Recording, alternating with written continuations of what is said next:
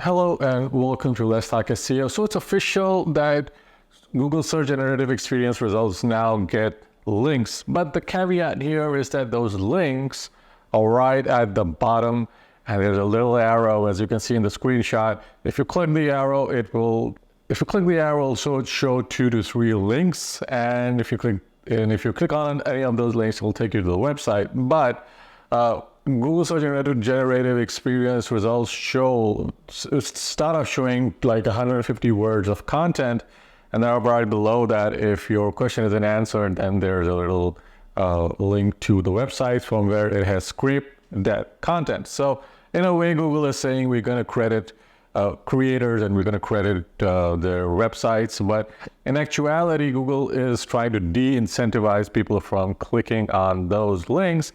Because if that was not the case, the arrow would not be so small. It would not be tucked right at the bottom of the experience. Now, to be fair, previous iterations of Google Search Generative Experiences, when they were testing this, and they are still testing this to be fair, they didn't have the arrow at all. And in some instances, there were no links below to other websites. So this is still an ongoing process. They've started to roll this out in India and Japan. And so they're still taking in feedback. But at the end of the day, if you look at this from a more bird's eye view, Google is trying to do away with having any links as part of the search generative experience. And my forecast is that as things move on, Google is not going to reference any of those links. So the next question here is, I put up a list of all the websites, all the major websites at least, that are blocking these AI generators from scraping content. And it's very easy to do. You just put a code in your robot.txt file.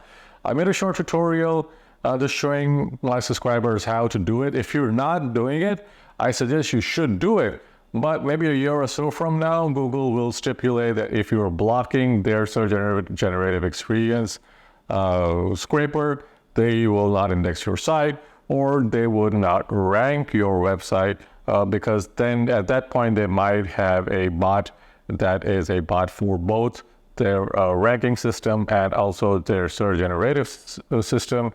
And so it does both, which means it scrapes your content from the website and it also indexes your page.